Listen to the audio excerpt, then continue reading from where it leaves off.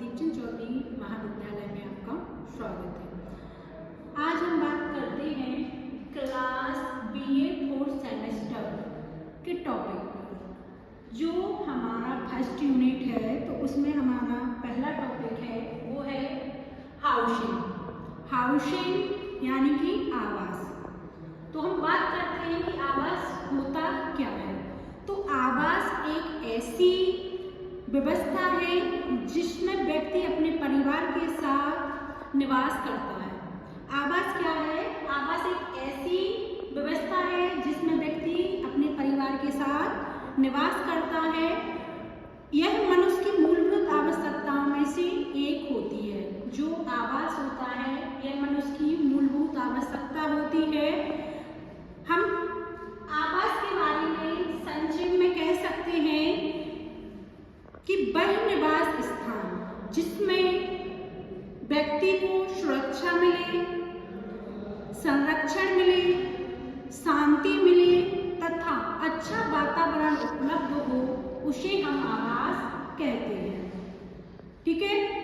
आवास चाहे छोटा हो या बड़ा हो या महल हो या इसमें हमारी आवश्यकताओं की पूर्ति हो, यह क्या होता है? यह एक मानव का या व्यक्ति का शरण स्थल होता है। ठीक है। ये हो गई हमारी आवास की परिभाषा। अब हम आगे बात करते हैं घर और मकान। घर और मकान। घर क्या है और मकान क्या है? बोलचाल की भाषा में देखा जाए तो घर और मकान एक ही होता है, लेकिन दोनों में पर्याप्त अंतर देखने को मिलता है। ठीक है। तो हम बात करते हैं घर के बारे में।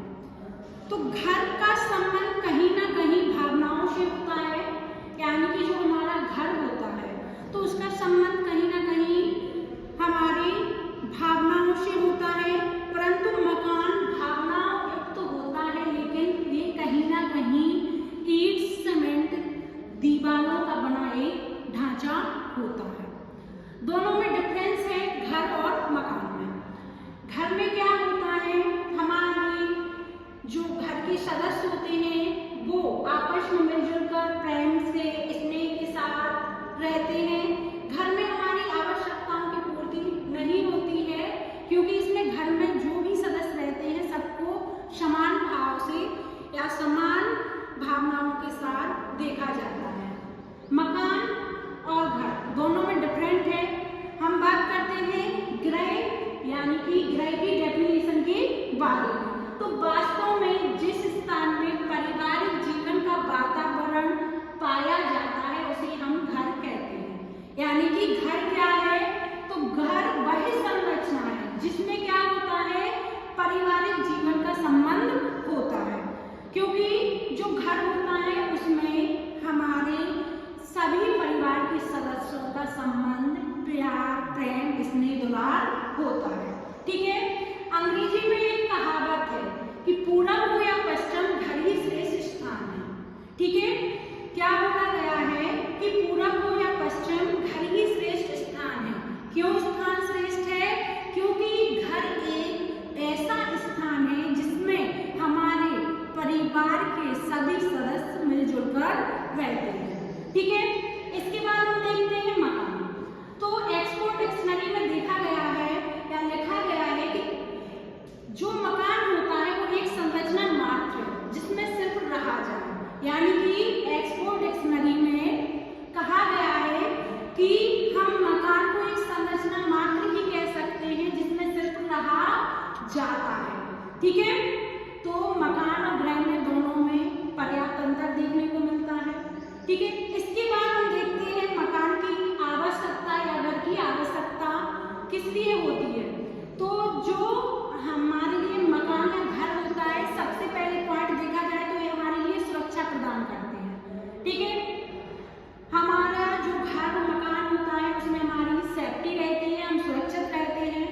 ठीक। दूसरा, मनोरंजन। जब हम लोग साथ में रहते हैं, हमारा परिवार साथ में रहता है तो हम लोगों को मनोरंजन भी अच्छा होता है। तीसरा, सांस्कृतिक सुरक्षा। जो भी हमारा कल्चर है